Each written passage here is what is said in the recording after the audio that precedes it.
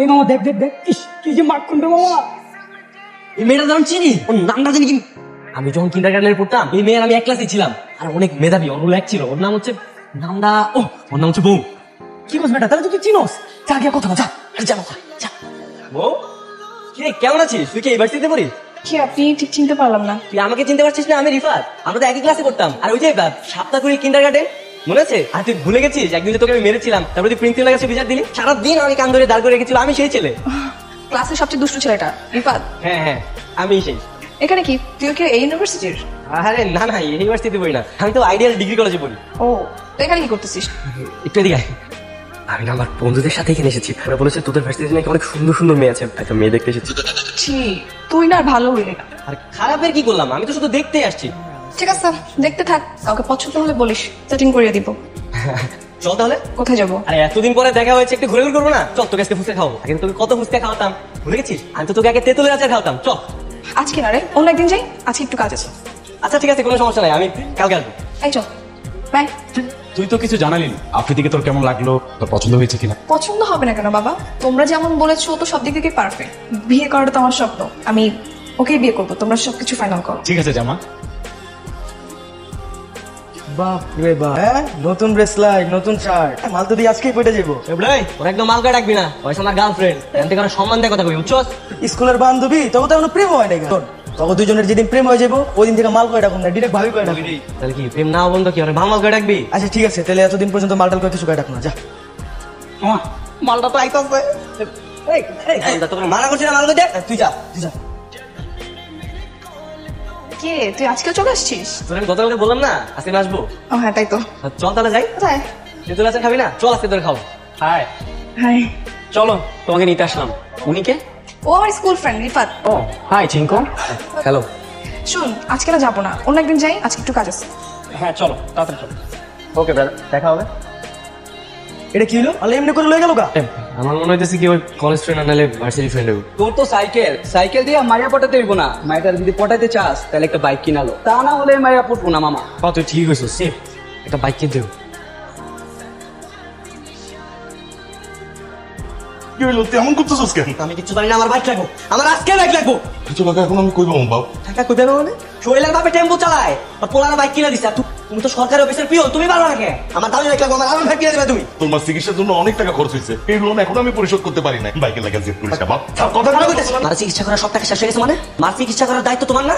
আমার জন্ম দিতে আমি তো তোমার কইছিলাম আমার জন্ম দিতে। আমার যখন জন্ম দিছো আমার সব সকাল পূরণ করার দায়িত্ব তোমার। আমার তুমি কালকের মধ্যে তুমি আমার বাইক কিনে দিবা। তুমি বাইক না কিনে দিছো আমি কিন্তু সুইসাইড করবো কই দিলাম। বাবা ল, এটা কার বাইক? তোর বাইক বাবা। সেকেন্ড হ্যান্ড হইলে কি হইব, ভালোই আছে। তোমার না কইছে আমার আরাম ভাব লাগবো, আমি কম দামে বাইক চালাবো না। বাবা রে, অনেক ধার দেনা কইরা সেকেন্ড হ্যান্ড মার্কেট থেকে বাইকটা কিনছি বাবা। এই বছর তুই এটা চালাবা, তোর আমি কথা দিতেছি। সামনের বছর তুই যেটা কইছস এটা আমি তোকে কিনা দিব। কথা মনে থাকবো তো? হ, আচ্ছা ঠিক আছে।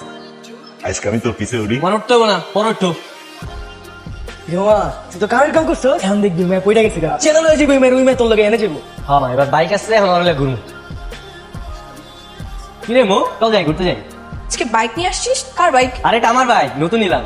চল তেঁতুল খাইতে যাই। না রে, আজকে তো কোনো ভাবেই যেতে পারবো না, বাসার প্রোগ্রাম আছে কালকে। প্রোগ্রাম? কিসের প্রোগ্রাম? কালকে আমার এঙ্গেজমেন্ট। ওই তো আমার ফিয়ান্সিও চলে আসছে। কালকে আমার এঙ্গেজমেন্ট, তো আজকে বাসা তাদের ফিরতে হবে। আচ্ছা ঠিক আছে। আই শোন, আমার এঙ্গেজমেন্টে কিন্তু তোকে থাকতে হবে, তবে চলে আসবি। আচ্ছা ঠিক আছে। থাকতে হবে, আমি গেলাম।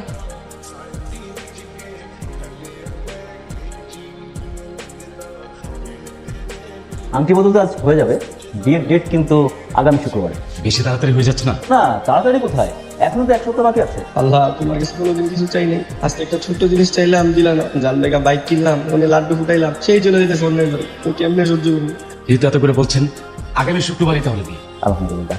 আল্লাহ, একটা ঝামেলা পাকাই দাও না আল্লাহ। দুই বিয়ের মধ্যে মারামারি লাগে তো, নাহলে ছেলের বেশ করে দাও আল্লাহ। তাহলে আংটি পাওয়ানোর কাজটা সেরে ফেলি। হ্যাঁ বাবা, সেটা করে ফেলি। আচ্ছা দাও। আল্লাহ, তোমার কাছে দোয়া করি আল্লাহ, এক বিশাল ঝামেলা পাকাই দাও। তোমার কাছে দোয়া করি আল্লাহ। কি হলো? মম, ডাক্তারের কাছে চলো। কি হইলো? আপনার মেয়ের যে ব্রেন ক্যান্সার, সেটা আপনারা জানতেন না? হ্যাঁ জানতাম। মানে জেনে শুনে কেন আপনারা আপনার মেয়েকে বিয়ে দিচ্ছেন? ও তো জানতো না ওর ক্যান্সার, ওকে আমরা জানাইনি। তাছাড়া প্রত্যেকটা বাবা মাই তো চায় তার সন্তানের স্বপ্ন পূরণ হোক। মেয়েটা খুব শখ ছিল ছোটবেলা থেকে। ও বউ সাজবে, শ্যারণে করার স্বামী আসবে, ও বিয়ে করবে। তাই ভাবছিলাম অন্তত বাবা হিসেবে আমার দায়িত্ব যে আমার মেয়েটার শেষ ইচ্ছাটা পূর্ণ। আপনার মেয়ের কাছে কিন্তু একদম ফার্স্ট স্টেজ, ওদের আর 1 মাস বাদে যার সাথে বিয়ে দিচ্ছেন তাদেরকে অবশ্যই বিষয়টা জানানো উচিত। আপনার মেয়ে যে কয়দিন বাঁচে ট্রাই করবেন ওকে একটু হাসি খুশি রাখা। আমি কিছু মেডিসিন লিখে দিচ্ছি। কি হয়েছে বাবা, এবার মন খারাপ করে দাঁড়িয়ে আছো কেন? এমনি বিয়েটা ভেঙে গেছে তাই তো? আফ্রিদি আমাকে ফোন করেছিল, সবকিছুই বলেছে। আচ্ছা বলো, আমার এই 22 বছরের জীবনে আমি কি পাইনি? ভালো পড়াশোনা, স্কুল কলেজ, এরকম আলিশান একটা বাড়ি, তার চেয়ে বড় কথা তোমাদের মতো ভালো বাবা মা। আমার কিসের অভাব? তোমরা ভুলেও কান্নাকাটি করবা। তোমরা যদি কান্নাকাটি করো তাহলে কিন্তু আমার কষ্ট লাগবে। তোমরা কি চাও আমি কষ্ট পেয়ে পেয়ে মারা যাই? তাহলে একদম কান্নাকাটি করা যাবে, এটা আমার ইচ্ছে। তোমরা আমার ইচ্ছে পূরণ করবে না? ঠিক আছে। আমি চাই আমি যতদিন বাঁচবো অনেক আনন্দে খুশিতে বাঁচবো। ঠিক আছে মা। কালকে থেকে আমি আবার ভার্সিটিতে যাবো, ঘুরবো ফিরবো, পড়াশোনা করবো, একদম কষ্ট পাবো না। ঠিক আছে মা। কালকে তোর মন খারাপ কি হয়েছে? কিচ্ছু হয় না রে।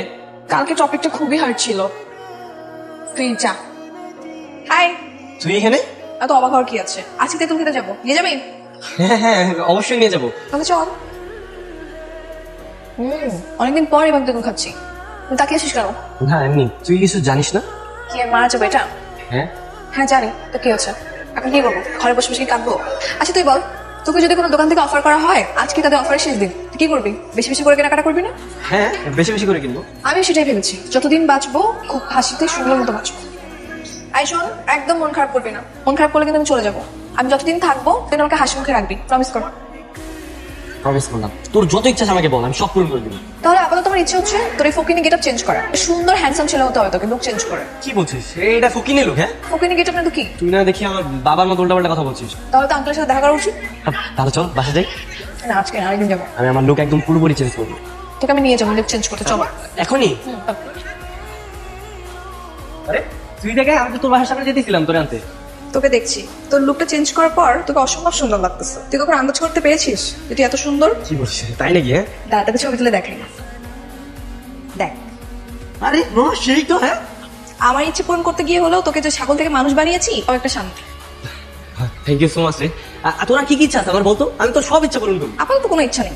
কার উপর রাগ অভিমান নাই? তোর কি মারতে ইচ্ছে করতেছে এমন কিছু? রাগ নাই, একটু অভিমান আছে। কার উপর? আমার ফিয়ান্সি আফ্রিদির উপর। ওর তো একটা উচিত শিক্ষা দিতেই হবে। শোন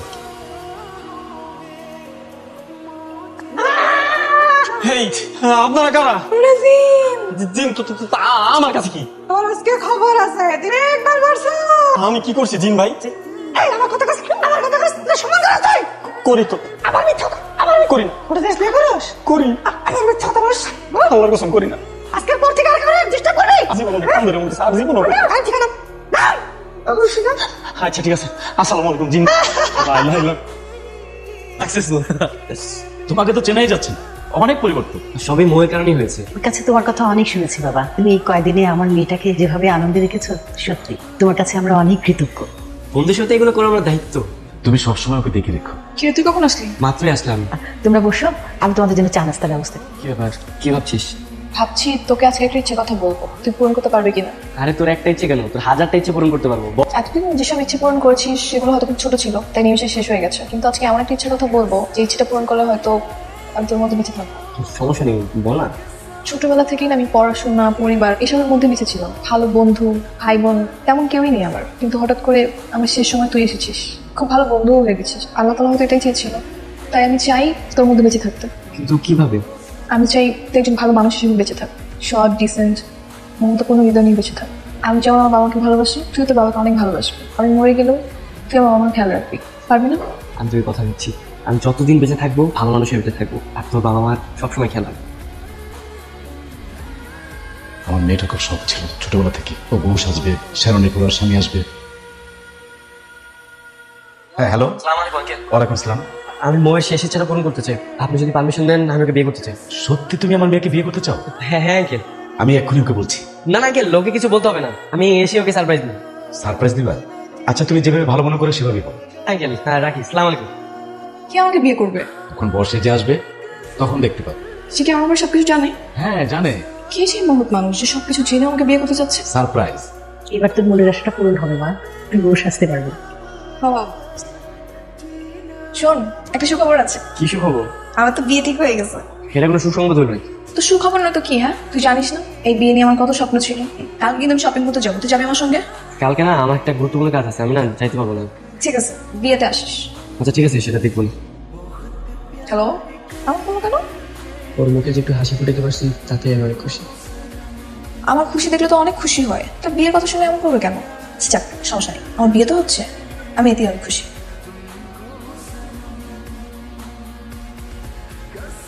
হ্যালো, কোথায় তুই? কে আসবি না? তোরে বললাম না আমি ব্যস্ত আছি, আসতে পারবো না। ঠিক আছে, পরে কথা বলি। হ্যাঁ, হ্যালো, ওটা বন্ধ করে দিই। এরকম বন্ধ করতেছিস কেন? মেয়েটারে জানালে সমস্যাটা কি? ওর আকাশ বলা ভালোবাসাটা না আমি সামনাসামনি দেখতে চাই, তাই ওরা সারপ্রাইজ দিব। মেয়েটা অনেক খুশি হবো, তাই তো? অনেক খুশি হবো, ও আমার মধ্যে না ওরে দেখতে পাই। আচ্ছা ঠিক আছে, অঞ্চল দেরি হয়ে যেতেছে, আসো আসো সবাই যাই, চল।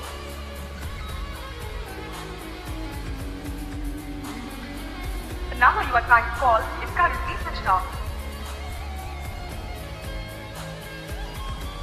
আসসালামু আলাইকুম।